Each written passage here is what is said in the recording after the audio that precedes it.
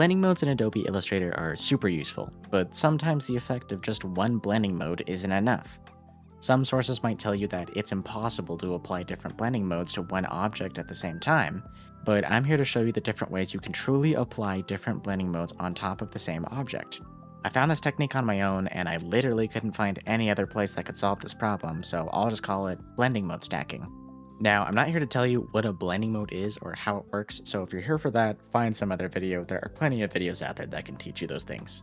First, I'll go through what you shouldn't do when stacking blending modes. Some places would advise you to duplicate the object you're trying to stack and apply the different, or same, blending mode you're trying to stack, but this just plain doesn't work. Say if you wanted to stack the contrasting, almost bleach-like blending mode of color burn with a screen blending mode stacked on top of it to eliminate the black and only show through the light. If you do apply this to two separate objects, it acts exactly as you think it would. Very disappointingly. The black doesn't get eliminated and the color burn colors don't even show through because the screen object is covering it. There's probably other things you could try, but unless it is truly stacking multiple blending modes on one singular object, it won't work the way you want it to. Now onto the actual methods. We'll start with what I think is the best method, layer stacking. To apply a blending mode in Illustrator, you go to the transparency panel. There you will see a drop down of the different blending modes. But once you select a blending mode, attempting to add another will only switch to the other blending mode rather than stack it, which admittedly normally is the intended and most useful outcome, so how can you stack it? Well, turns out each layer has its own transparency window attributes.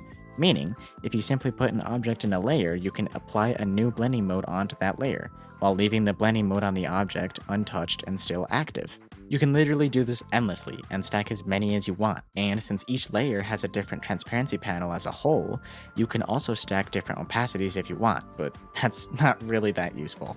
The same logic also applies when creating groups. Every group also has its own transparency attributes, so you would naturally stack it the same way, but there are two downsides to this type of stacking when compared to layer stacking.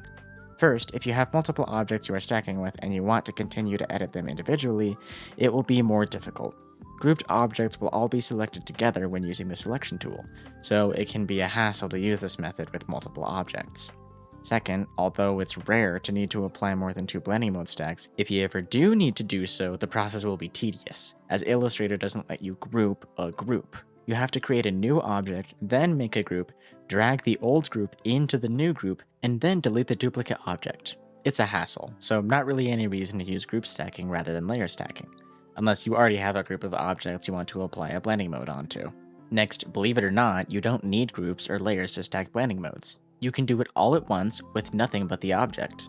The downside is that you can only stack up to two blending modes, and that's the limit when not using groups or layer stacking. Let me explain. For this method, you need the appearance panel to be open. Basically, each attribute in the appearance panel has its own individual transparency attributes linked to it. So when you select the fill attribute and change it to a blending mode of your choice, and then select the stroke attribute, you can apply a different blending mode. However, this is not how you stack within one object. These blending modes only apply to their specifically linked attribute. So they don't stack, and they apply separately, one to the fill and one to the stroke. So how do you stack within an object? Well, luckily, there's a global attribute on every object that has its own transparency attributes, and this stacks with the blending modes you applied previously. This attribute is labeled as the opacity attribute, but clicking on path does the same thing, thus properly stacking the blending modes. You might think that if you add another fill attribute, leave it blank, and apply a new blending mode onto it, that this could let you stack more blending modes. But this too doesn't work, as the new blending mode will only apply to the invisible fill, not to any of the other fills, so no stacking occurs. You might also point out that you can actually add more global attributes that affect everything, like the global opacity attribute, but for some reason any global attribute that you add in the appearance section is linked to the opacity attribute. So trying to add a new blending mode while selecting a new global attribute will only change the global opacity attribute, not stack a new blending mode. Thus, if you need to go further than this, use group stacking or layer stacking, as I truly do not believe you can stack any more than two blending modes onto a single object using the appearance panel. Okay, those are all the methods that you can use to apply this effect. Now let me show you an actual application of this. This is a chimney design that I made like half a year ago. We have a fire but no lighting coming out of it. Let's fix that. Okay, that looks good and it has lighting now, but it feels too flat, and it doesn't have basically any dimension to it. That's where the blending mode stacking comes in. Here I have a brick shape pattern with a reddish brown gradient applied to each brick. How can we use this to make the lighting look better? Well, if we apply color burn, only the areas with the glow will shine through. So this can definitely be used to make the lighting look better, but it makes things look way too dark. Luckily, there are blending modes that only let the light parts shine through and makes the black disappear. Those blending modes are in the lighten section. I prefer to use the layer stacking method, so if we create a new layer and drag our design into it, we can stack another blending mode. I find that the screen blending mode fits the best with what I have working here, but I'd recommend trying them all and seeing which ones work best for your project. I'm not sure what other applications of this there are, but I'm sure they exist. I mean, if you clicked on this video, you probably have something in mind, so go make something. Go, okay, bye.